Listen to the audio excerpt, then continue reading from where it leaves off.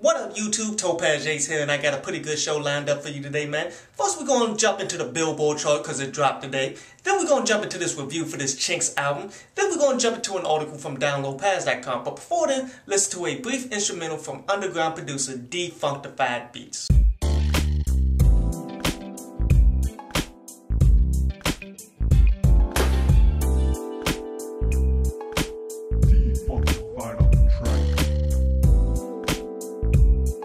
So Lil Dicky came out and did pretty well on the Billboard chart, man, selling 21.8 thousand units, man. And you know, with that being a completely crowd-funded project and such, man, like very little expenses actually came into that shit off of him. So that's just good and easy fucking money. Then the Migos came in with 14.5 thousand units, man, which, you know, it's not that great, but they did decent. Now, my thing is, they already came out and said that they finished the next album. And you know, I'm not surprised.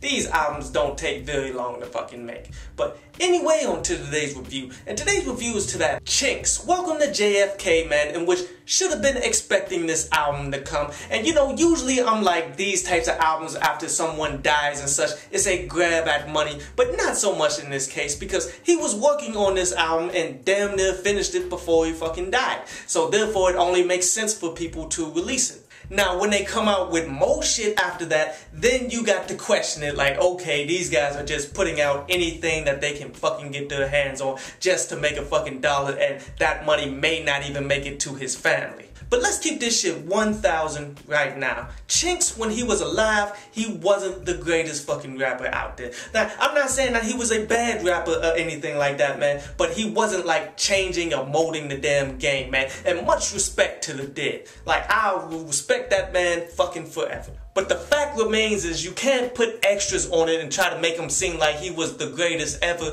when he really didn't do much with the time that he did have and such, man. I mean, much like Doe B. A lot of people wanted to boost him up saying that he was the greatest of the South and all of that, man, but he really didn't get a chance to do that. So let's not put extras on it and just enjoy it for what it is. And honestly, this project wasn't that bad, man. There was 3 solid joints on it, and I got to say experimental, which is exactly what it sounds like. He's experimenting with some new shit on it, and it actually worked the fuck out for him on that track. And now Pray and Die Young were pretty fucking solid as well now, but people really need to not put extras on that shit either. Like, okay, he came out with songs talking about his potential death and shit, but people trying to take it like, oh, that's like some Tupac shit. Not really, especially when every rapper out there makes these types of damn tracks and such, man. Eventually somebody was going to be right. So again, let's just take the good music for what it was, man, and I recommend people to go ahead and cop these individual tracks and keep it moving, man. Overall, I give this project a 7 out of 10. But anyway, on to today's article from downloadpads.com, and today's article is about how making no choice is in fact making a choice, because there's going to come a point in time, man, where you're going to have to make a decision on what you're going to do with your life. What are you going to do with your music? I mean, are you going to be straight up amateur status with your music and such, just making music just so you can make fucking music and hear your own voice? Or are you going to go professional with that shit and try to make some damn money? And you know, when the time comes for you to make that decision on which way you're going to fucking go, if you don't have an answer, then life isn't going to stop for you and say, okay, let's hold off and wait for him to make a choice. Nah, life is going to keep on moving forward, and it's going to make the decision for you, and that decision isn't going to be the decision that you fucking want. So pretty much, man, it becomes step up or step the fuck off. That's pretty much how this music game fucking works, and everybody's number get pulled eventually because the responsibilities is going to start hitting you. So you got to know what it is you're exactly trying to do.